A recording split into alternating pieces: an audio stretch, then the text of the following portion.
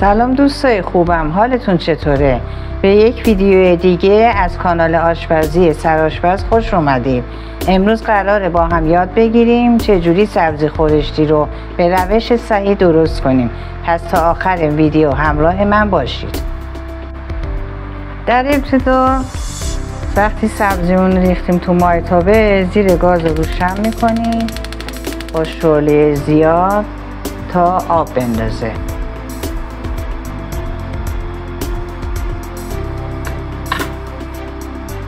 وقتی زیر گاز رو روشن کردیم با شعله زیاد، کمی سبزی رو هم میزنیم که نچسبه، چون اولش ممکنه بچسبه.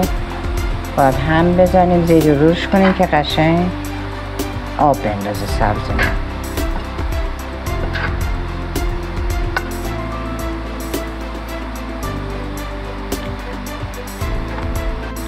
موقعی که سبزیمون داشت آب مینداخت، یه مقدار نمک هم توش میریزیم که برای اینکه طعمش رو بهتر کنه موقع سرخ شدن.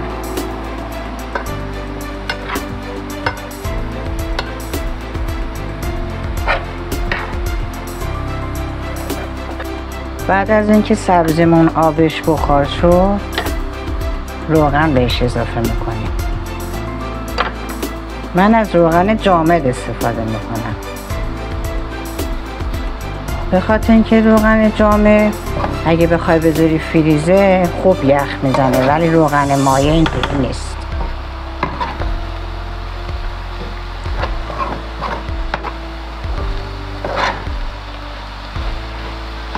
خوب همش میزنیم که خوب سرخ بشه.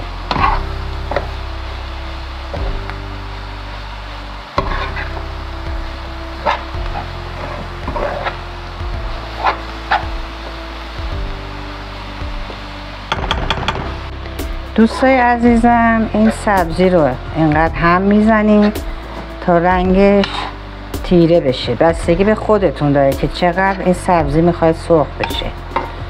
البته سبزی رو زیاد نباید سرخ کنید، چون ویتامینش رو از دست میده. من معتقدم که سبزی رو باید کم سرخ کنید، زیاد سرخ نکنید که ویتامینش رو از دست بده.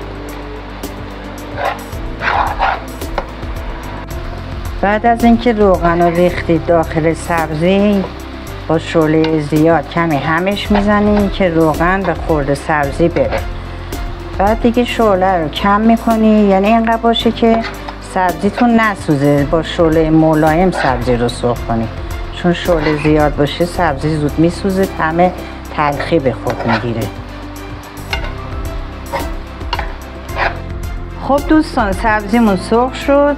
من خودم به این مقدار سبزی سرخ کردم، نه زیاد نه کم، که گفتم مقدار سرخ شدن سبزی بستگی به خودتون داره که چه مقدار میخواید سبزیتون سرخ بشه. خیلی ممنون تا اینجای ویدیو همراه من بودید. امیدوارم این آموزش براتون مفید باشه و اگر این آموزش رو دوست داشتید ممنون میشم که این ویدیو رو لایک و کانال ما رو دنبال کنید. تا ویدیوی دیگر، بدرود.